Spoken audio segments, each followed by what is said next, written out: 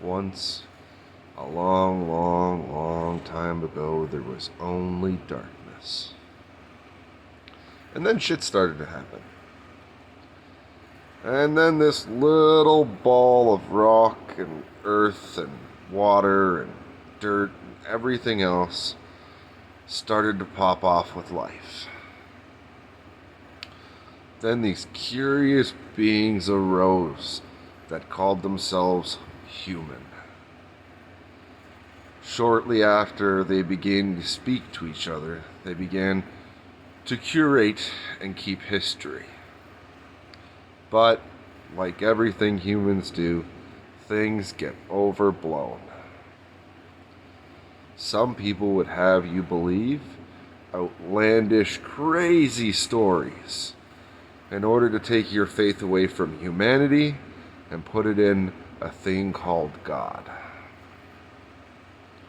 Many have speculated when and where the first religion started, or even what the word truly means, religion. They're basically taking your faith away from your fellow man and placing it into a deity that doesn't exist for them to control, or at least so far that I can surmise. There are many reasons to want to control a large population of the world or have them believe in what you tell them to believe in instead of believing in each other. It's a form of segregation and control. And at its most heightened, it's complete manipulation of a person. And they have twisted history to suit themselves. Like a story of a man sitting by a river, barely smarter than you and I, but very observant. As he watches a leaf float down from a tree, it hits the river, but it does not sink. It takes on no water. Its shape protects it. As it floats down the river, he gets an idea. Could I make one as big as myself? And could I float on the river? A simple man with a simple name, Nua. But, as history would have it, somebody thought the story was too good to pass up. And with just a few major embellishments, Noah's born. Now, I'm not saying my story is any more true than the Bible. But we all know as kids, as a rumor passes from one to another, to another, to another, to another, to another,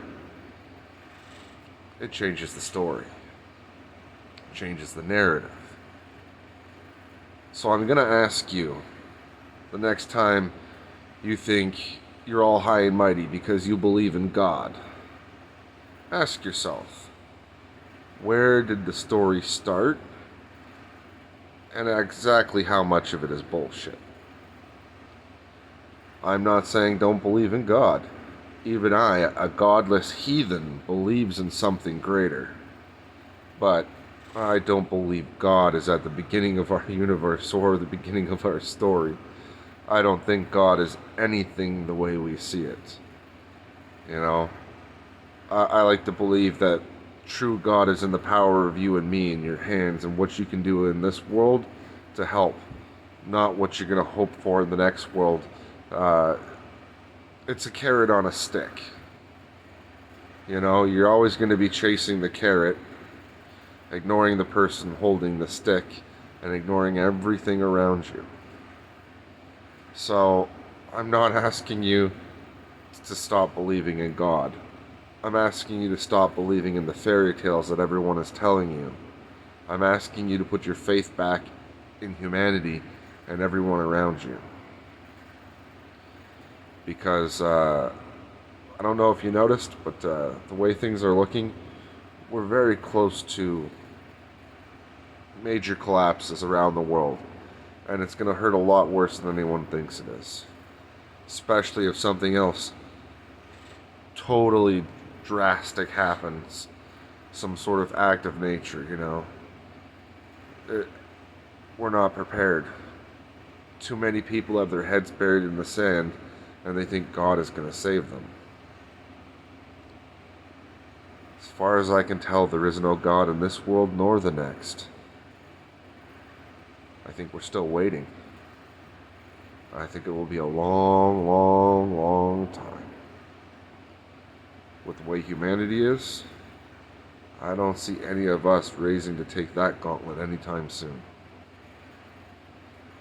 But the little bit that we can do, go help your friends, go see your depressed uncle, go hug your ailing father, go see your mother, go visit your grandmother, call your auntie, whatever it is.